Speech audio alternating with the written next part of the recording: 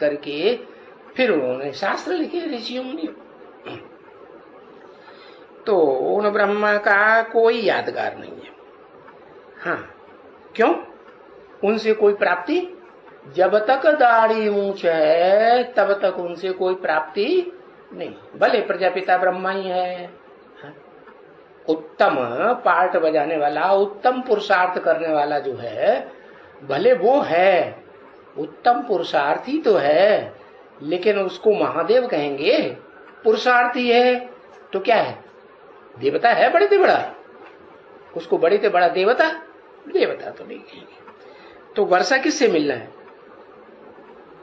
नर से नारायण बनने का, मनुष्य से देवता बनने का, देवी बनने का वर्षा किससे मिलना है?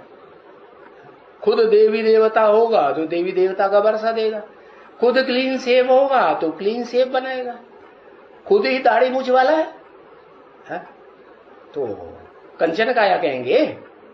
कंचन काया तो नहीं कहेंगे। तो वर्षा मिलना है, दो ही बाप से मिलता है वर्षा, या तो लौकिक मिलता है लौकिक बाप से, या तो पारलौकिक बाप से। तो इस लोक का है प्रजापिता या पारलोक का है? इस लोक का है। जब तक इस लोक का है, इस लोक में बुद्धि रखी हुई है, तब तक शरीर में बुद्धि, शरीर के पदार्थों में, शरीर के संबंधी में बुद्धि रखी हुई है, तब तक इस लोक का। जब देह के पदार्थों से बुद्धि निकल जाए और देह के संबंधियों से भी बुद्धि निकल जाए, तब कहेंगे पारलौकिक। क्या कहेंगे?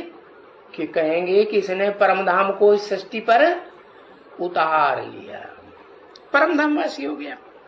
तो वर्षा मिलना है, लौकिक और पारलौकिक का मिलना है।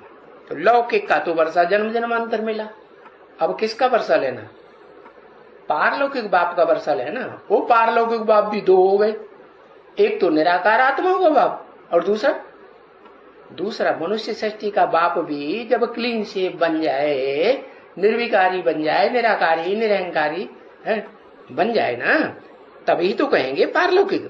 तो उस पारलौकिक बाप से वर्षा मिलता है। तो बाकी अलौकिक जिसको कहा जाता है, क्या इस लोक का नहीं है, पारलोक का भी नहीं है, बीच में लटका हुआ है, तो उससे वर्षा मिलेगा?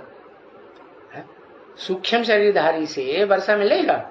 सूक्ष्म शरीरधारी से वर्षा नहीं मिलेगा। चाहे वो सूक्ष्म शरीरधारी वो हो, अंतःवाहक वाला हो, और चाहे वो हो जिसका वास्तव में सूक्ष्म शरीर बन जाता है, स्थूल शरीर छूट जाता है।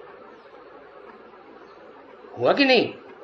हाँ, तो बताया अलौकिक जिसको कहा जाता है उससे कुछ भी वर्षा नहीं मिलता। उसके बाद वर्षा था ही नहीं। कौन सा? नई दुनिया स्वर्ग का वर्षा था? नई दुनिया स्वर्ग में तो साकार होंगे या आकारी होंगे, सूक्ष्म शरीरधारी। नई दुनिया में कौन होंगे? शरीरधारी होंगे ना। तो ये तो दोनों अशरीरी हो गए। चाहे शंकर को कहो, जिसमें 3 आत्माएं प्रवेश करती हैं। कौन कौन? निराकार भी प्रवेश करता है, और सूक्ष्म शरीरधारी ब्रह्मा भी प्रवेश करता है, जिसको चंद्रमा कहा जाता है। चंद्रमा के रूप में प्रवेश करता है कि नहीं? तीसरे नेत्र शिव के रूप में प्रवेश करता है कि नहीं? और उस शरीरधारी की अपनी आत्मा भी है कि नहीं? अपनी आत्मा भी है। तो बताया उसको तो शंकर को कहेंगे अलौकिक बात। उनसे कुछ वर्षा नहीं मिलता, तो उनको था ही नहीं वर्षा, तो मिलेगा कहां से? जिसको वर्षा हो उससे वर्षा मिले। तो ये वंडरफुल बाबा है।